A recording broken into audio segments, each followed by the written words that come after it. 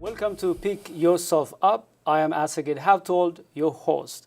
Today we have a very special guest. His name is John Huffington. He is the Director of Workforce Development at Living Rooms Foundation.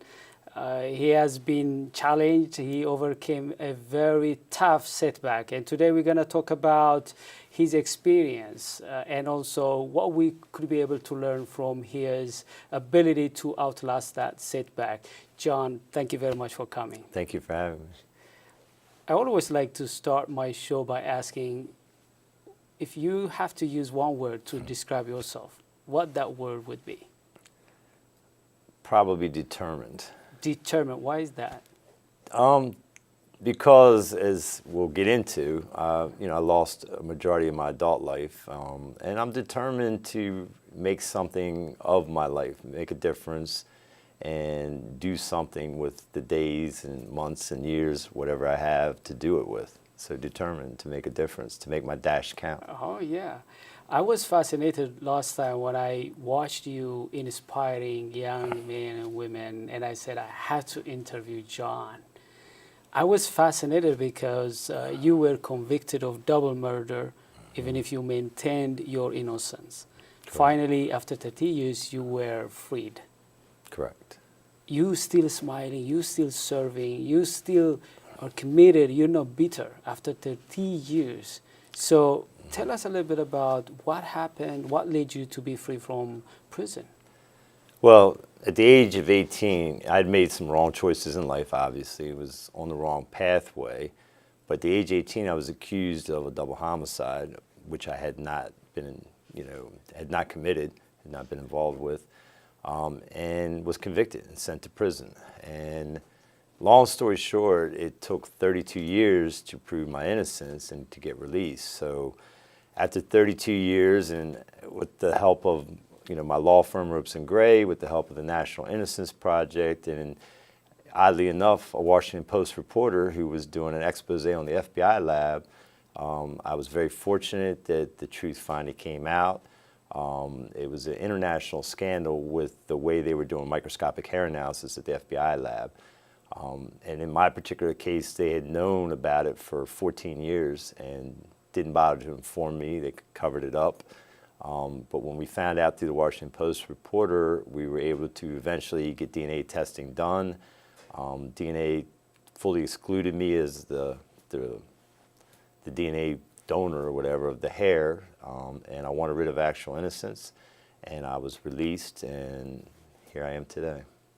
Yeah, but it's very fascinating. Short story. Tell us a little bit about, I mean, we could talk about the story, but Yeah. I'm much interested to know what helped you to really overcome that setback, how you could be able to outlast it, and finally coming out to serve others. So Well, tell me a little bit about your prison life, how, what it looked like. well, my first 10 years were death row, and then eventually I had life sentence. So I did my time in the Maryland State prison system, and all the worst of the worst prisons out of those, because I was maximum security. So my first maybe 6 or 7 years, I didn't quite conform with the system. I was angry. I was young, and I just had my youth and my young adulthood taken from me. But then I had an epiphany. I was working, and one of the guys I was working with was involved in the JCs. There was a local chapter there. The JCs are the Junior Chamber of Commerce. They're an international organization, community service, leadership training. And he was always busy working on projects. And I got curious, and then I got involved, and eventually, like a year and a half later, I was the president. And now I had 110 guys in my group that were looking to me to lead them, and to lead them in a positive way. And, I kind of looked around the prison itself, and we just had such a young class of men, from 17 upwards, who had just had their whole lives taken from them. Back in those days, the warden had 2 rules: don't jump on my wall and don't jump on my officers. Other than that, anything went. Like, your life had no value. There was no purpose. And that bothered me. And I kind of had a social conscience before I went in. I was exposed to a lot as a young kid. My family did very well at inculcating us with, civic kind of a service, attitude. I was in 4-H, my church youth group, did Meals on Wheels, those kind of things. And I kind of regained that. And we started doing programming and things like that where we were able to help the community inside the prison as well as the community outside. We did fundraisers, helped a young 7-year-old little girl that needed to raise money for a bone marrow transplant, and we were successful in helping her do that, and she survived and grew to adulthood. And there was just feel-good things like that. There was another young girl that was shot and killed by a stray bullet. She had gone to Utah Marshburn Elementary, and that was when they were first starting the school uniform. Believe it or not, between the JCs and the local chapter, the NAACP that was in the prison, the president was Dennis Wise, and we got together, and our two organizations raised money and bought school uniforms for that elementary school. So, it was about like doing service, and it was also for me, again, as I said earlier, it was about making my dash count. So while I was fighting to prove my innocence and regain my freedom, I also felt the need to make my life count for something. Like, I wasn't going to let the prison wall define who I was. So it was really important to me that I proved to myself, my family, the world, that my life had meaning and that I was going to make a difference no matter what my environment was. So, when you say that you found meaning in the jail and how that helped you, I remember a book by Viktor Franklin. He was in Nazi's concentration camp. And he talked about how many of his family members, friends, they died in the concentration camp. The only thing that helped him to survive was him finding meaning in life. And you just mentioned how that helped you to survive that tough setback. It comes down to the dash. You hear this often, but the dash is, this man was born, this man died, and the dash in between on that tombstone. So if you don't do something with your life and have an impact on another, then the dash doesn't have meaning. So, we're all part of, mankind, and it's kind of our responsibility to, live an upright life and do the right thing, and that's how we'll be remembered, whether it's your own children and family or others that you've been able to touch. But we're not all going to have names on buildings, and even buildings will eventually crumble. So it's really just about making a difference and doing something good. I like that because I wrote a book which is called The Highest Level of Greatness. And when I studied the great ones, what I learned is that people chase success without meaning, without purpose. So I came up with the idea that what is the highest level of greatness? It's purpose-oriented, vision-centered, and values-driven. Now you're telling me that success without purpose is like meaningless, even if you succeed having buildings and accolades. You don't take it with you. Yeah. So it's about what you leave behind. I mean, life's all about creating the memory. So we each have a role to play in that. If you look back on those more than 30 years and condense that for me in 3 life lessons, what would they be? 3 critical lessons that helped you to... I can condense it into 3 words: in spite of. That was my whole theme. As once I made that change in my philosophy and my mentality, and it wasn't like, I'm not going to call it a rehabilitation thing. It was reverting to form. It's who I was before I went in there. Very quickly, an institution like that can overwhelm you and define you.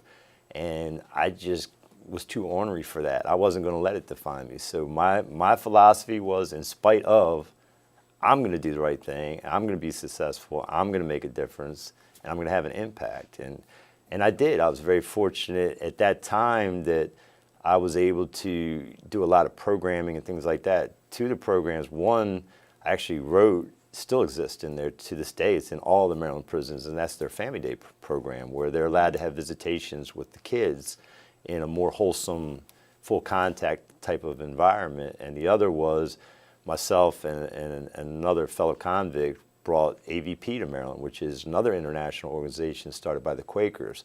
And AVP is Alternatives to Violence project, and that is conflict mediation. So, and it's very successful in reducing violence levels inside, as well as just creating community and communication. So, some of the things I was able to do are long-lasting. Others, sometimes just by taking on a role and leading in a certain direction, others will follow. So, you know, I can look around, I have a lot of friends and associates who took the same path, went after their either high school diploma or their college education while that existed, and were successful in obtaining that. And now there's a lot of them that have come home, and having that education and having made their own change along the way has made them very successful. So sometimes, you know, you just break the mold and go against the grain instead of letting all, you know, the penitentiary suck us in. We went the other way, and you know, I'm not the only one. There's a lot of very successful men that are out here right now trying to make a difference in their community, and they're successful in their own rights. Yeah. So you were mentioning about service leadership and maintaining the right attitude, because you said that I didn't allow it to redefine me, to define me. So I think taking charge, believing that, you know, people when they experience setbacks, for example, it could be a sickness, it could be loss of someone they love, or losing their jobs, or business failure and so on, they immediately allow the situation, the setback, to define them. That's, I think, is not helpful for you to come back. No. And from your story, I also see that you were working on your comeback power. I like people who work on their comeback power, because when you spend time to come back again from that setback, you develop your character, you learn new skills, and the time also flies quickly. Was that the case in your case? Yeah, I mean, staying busy, because that's the other thing, you know, they say idle is the devil's playground. So staying busy in Please a positive. Idle time is the devil's playground.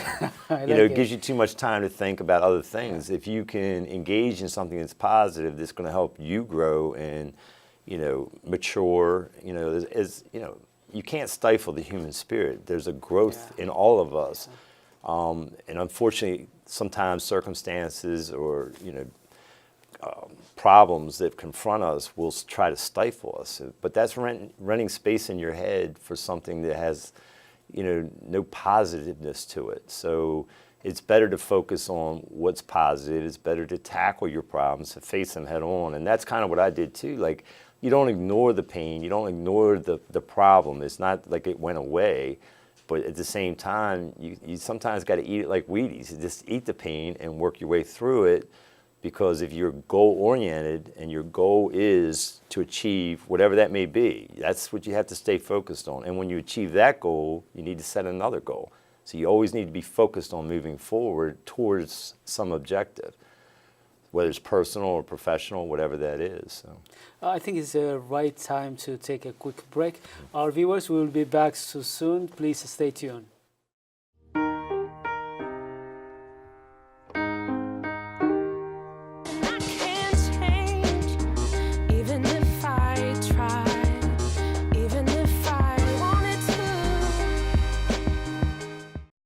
Welcome back to Pick Yourself Up. I am Assegid Habtewold. I am in this studio with John. He is the Director of Workforce Development at Living Classrooms Foundation. We've been talking about his life, the lessons that he learned. We're going to continue to talk about what kind of advices and suggestions he has about people who are experiencing setbacks.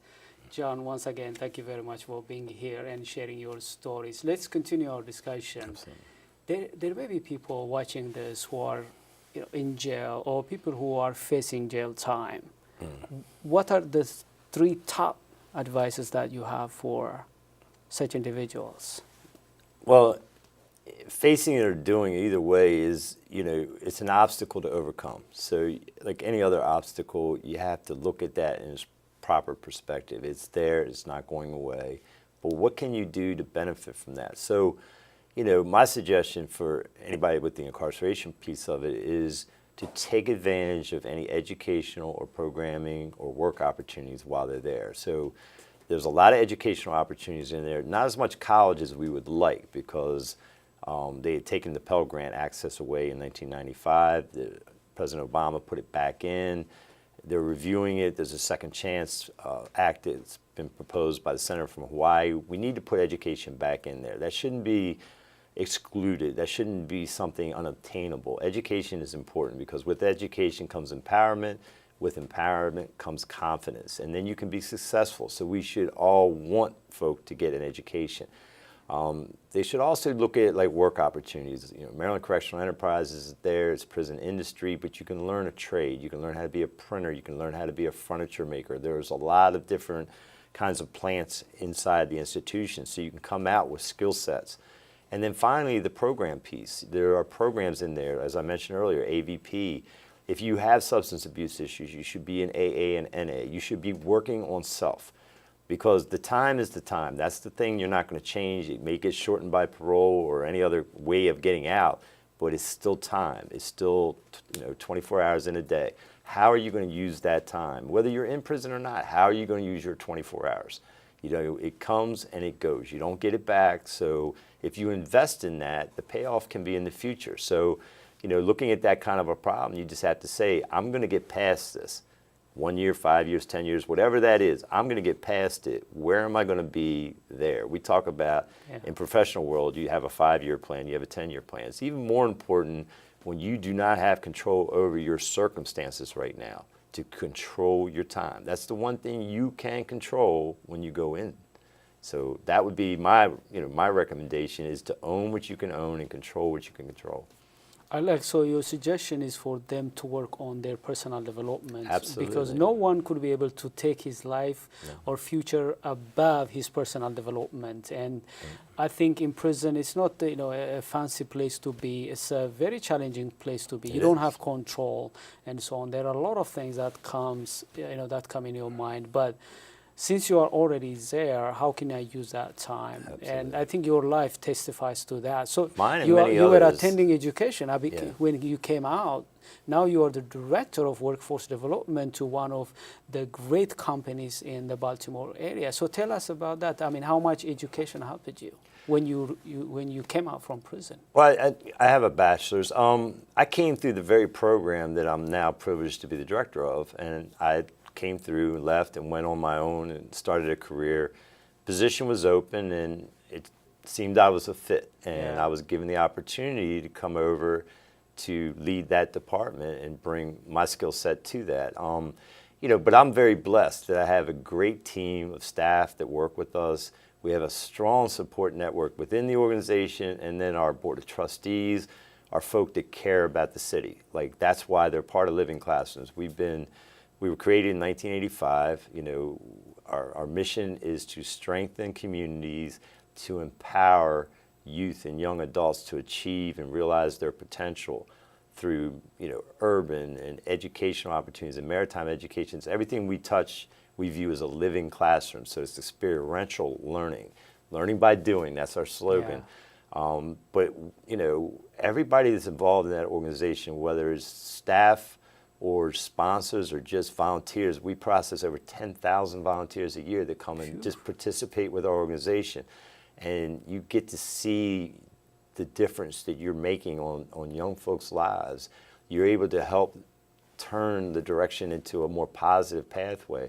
And there's no greater feeling than to be a part of that process. And we have, over 40 different programs between Baltimore and DC, because we're both, ranging from early childhood development to Bugs After School program to working with adjudicated youth in our maritime program, and so many programs in between. It would take more than a half-hour program to go through each. But if somebody wanted to go to our website, www.livingclassrooms.org, you can get involved in any of those programs by contacting our volunteer coordinator, and we definitely welcome your participation and your support. I want to ask you this question because this program is designed to inspire people to overcome challenges. They may not have the challenge that you faced, but we all have challenges in life, in profession, in business. There may be people who are right now experiencing setback after setback. So what are your, let's say, 3 advices to people who are right now experiencing setback?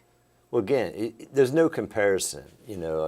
I sat on a tier as a lifer, and the tier I was on was parole violators. So they were coming in for 90 days, and they would cry about that 90 days and then turn over, look at us, and like, I'm sorry, Unc, I know yours. And we would tell them, like, no, ours isn't worse. We're each doing today. Like, yours may end sooner than mine as far as your release date, but we're doing the same 24 hours. So there, it's no different than somebody that faced cancer or somebody that had a tragedy, lost somebody in a car accident, what have you. The challenge is as real to you as an individual as mine was to me. When we hear this story, you can look at mine and say, "Oh my God!" But it doesn't matter. It's the same. It's it's all relative.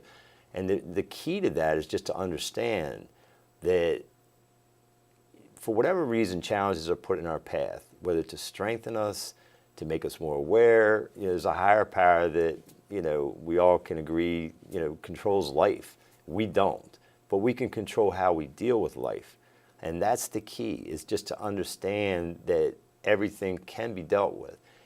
Time will pass. That's everything becomes a memory. So again, when you look at it in that view, project yourself out a couple months, a couple years, whatever that's going to take, and just say, where do I want to be? So, it's just about trying to put it into a process, a way you can process it so that you can deal with that problem. It's the old adage, how do you get an elephant? One bite at a time. Yeah. So whatever's on your plate, attack it, be proactive. Thorough preparation creates its own luck. So if we just be proactive towards something, then we can surmount anything. I like what you said about you don't have control what happens in the outside. I like that because it reminds me a quotation once I read. It says, it doesn't matter what happens against you or on you. What matters is what happens in you. Yeah. So that's called character. Exactly. Actually, at the end of the day, whatever I visualize, yes, we face challenges, setbacks. How I perceive that, how I visualize that determines whether I could be able to overcome it at the end of the day, outlast it. Mm-hmm. And it all depends in me, what I'm thinking. I think the battlefield is the mind, what I'm thinking while I'm passing through this challenge. Am I thinking how I can overcome it? Am I seeing the light at the end of the tunnel? Am I seeing myself as a victor or Victoria coming out from that challenge at the end of the day? Check yourself as the winner. That's what you have to do. That's the only thing we have control over is the way we're going to deal with it and the way we're going to come out of it. So actually, sports people, they know this very well because they know that if they see themselves breaking a record, if they see themselves getting that medal, they know they're going to get it. Yeah. Actually, there was there are research. It's about what you see at the end of the day that's going to help you succeed. And setbacks, they come for a reason, as you said. They're going to shape our character. They make us better. Yeah. But the challenge is, what should we do while we're passing through that challenge? Let's talk about what you do right now, especially once you were released, what you have been doing, and what are some of the projects that I saw from your profile that you are a member of a lot of boards. So what do you do to help women, to help reduce violence? You participate a lot. You volunteer a lot. I've been blessed. I'm part of a great organization, as you pointed out, and that's opened a lot of doors too. So I was able to serve on the Governor's Task Force for Collateral Consequences and the Mayor's Green Leadership Team and GBC's Second Chance Coalition. I'm a board member of Pivot, which is an organization designed specifically for reentry for women. They just did their pilot launch and will have their first graduation, so that's been going well. But I oversee all of our workforce development efforts in Baltimore, and we have, I think it's probably the oldest and largest community-based reentry program in the state, Project Serve, and that's a rapid attachment to work. So we're able to take folks straight out of prison doors within a week just to process HR paperwork and put them in a work situation. So they're going to make, minimum wage, but they're going to work 40-hour work weeks. They're going to get a check, but while they're doing that, they're building up their resume, they're getting their soft skills, they're learning to come to work on time, and they're learning to be in uniform, and they're developing a work ethic. And then, they're getting all the surround systems of case management. They're getting industry-recognized certifications, and then they'll matriculate into real jobs at the end of the 4 to 6 month time frame. And we've been very successful. We have a 9% recidivism rate compared to the city that's 48 to 52. Nationwide, is 75% of folk go back to prison within the first 3 years. Wow. You know, and this is important, especially in our city. We have 10,000 returning citizens coming back every year. And we see, you know, Baltimore is, you know, unfortunately infamous for its violence rates and things like that. So this is a real key point to reducing the violence levels. Our organization, Living Classrooms, is involved in Safe Streets. We operate the Safe Streets in East Baltimore, and we had gone well over 500, I think it was 560 some days without a homicide, while the city made it through, Huge. you know, a couple dozen. Huge. So our Safe Street guys are returning citizens. They're out there. They're violence interrupters. They're out there from 6 in the night till 3 or 4 in the morning. They're keeping a lid on things. They're working to keep the city safe. You know, and that's what Living Classrooms is all about, making a wholesome, healthy environment in which, you know, families can raise their children, that it's safe for them to play in the neighborhoods. Project Serve's main work component is to clean.